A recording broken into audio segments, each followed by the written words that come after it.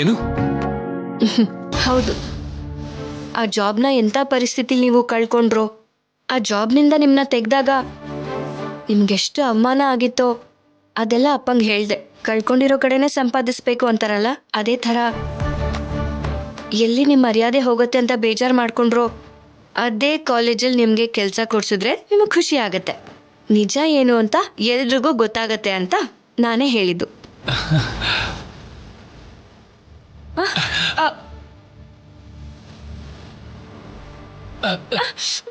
ರಾಜಿ, ಎಸ್, ಅದಕ್ಕೆ ನಾವು ಮೇಡ್ ಫಾರ್ ಈಚ್ ಅದರ್ ಅಂತ ಹೇಳೋದು.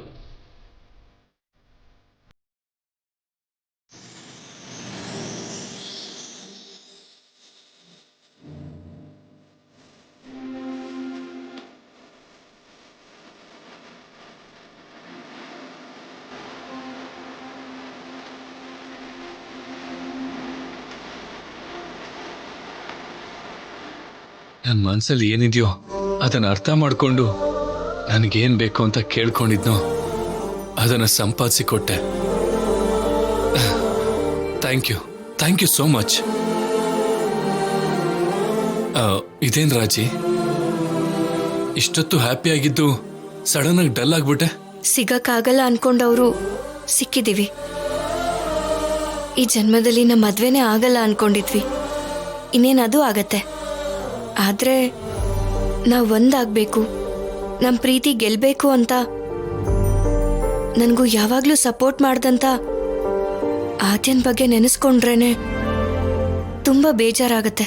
ಹೌದು, ಮೊದಲು ನಾನಿನ್ ಬಗ್ಗೆ ಯೋಚನೆ ಮಾಡ್ತಿರೋವಾಗ ಆದ್ಯ ಒಂದೆರಡು ಸರಿ ನನ್ನ ಹತ್ರ ಮಾತಾಡಿದ್ಲು. ನಾವು ಒಂದಾಗಬೇಕು ಅಂತ, ನಮ್ಮ ಮದ್ವೆ ನಡಿಬೇಕು ಅಂತ ನನಗೆಷ್ಟೋ ಸಹಾಯ ಮಾಡಿರೋ ಆದ್ಯ ನಮ್ಮ ಮದ್ವೆಗೂ ಇರ್ದೆ ಹೊರಟೋಗ್ತಾ ಇದ್ದಾಳೆ. ನನಗದೇ ಬೇಜಾರಾಗ್ತಿರೋದು. ಅದ್ಯಾಕೆ? ನಮ್ಮ ಮದ್ವೆನೆ ನೋಡ್ದೆ ಹೇಗೆ ಹೋಗ್ತಾಳೆ? ಹೊರಟು ಹೋಗ್ತೀನಿ ಅಂತಿದ್ದಾಳೆ. ಎಷ್ಟು ಹೇಳಿದ್ರು ಕೇಳಿಸ್ಕೊತಾನೆ ಇಲ್ಲ. ಇಷ್ಟು ದಿನ ನಮ್ ಚಿಕ್ಕಪ್ಪ ಕಾಣಿಸ್ತಿರ್ಲಿಲ್ಲ ಅಂತ ಸುಮ್ಮನೆ ಇದ್ಲು. ಇವಾಗ ಚಿಕ್ಕಪ್ಪ ಬರ್ತಿದ್ದ ಹಾಗೆ ಹೊರಡೋದಕ್ಕೆ ರೆಡಿ ಆಗ್ತಾ ಇದ್ದಾಳೆ. ಇಷ್ಟು ದಿನ ಇದ್ದು ಇನ್ನೊಂದು ಸ್ವಲ್ಪ ದಿನ ಇರೋದಕ್ಕೆ ಅವಳಿಗೆ ಪ್ರಾಬ್ಲಮ್ ಏನು? ಅವಳು ಪ್ರೀತಿಸ್ತಂತ ಮಾವನ್ ಮದ್ವೆ ಬೇರೆಯವಳ ಜೊತೆ ಆಗ ಹೋಗಿದೆ. ಇನ್ನೂ ಮಾವನ್ ಮುಂದೆ ಓಡಾಡೋದು ಅವಳು ಕಷ್ಟ ಆಗ್ತಾ ಇದೆ.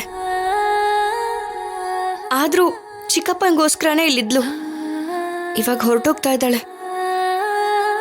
ಆದ್ಯ ಹೋಗ್ತಾ ಇದ್ದಾಳೆ ಅಂದ್ರೆ ನನಗೆ ಸಹಿಸ್ಕೊಳಕ್ ಆಗ್ತಿಲ್ಲ.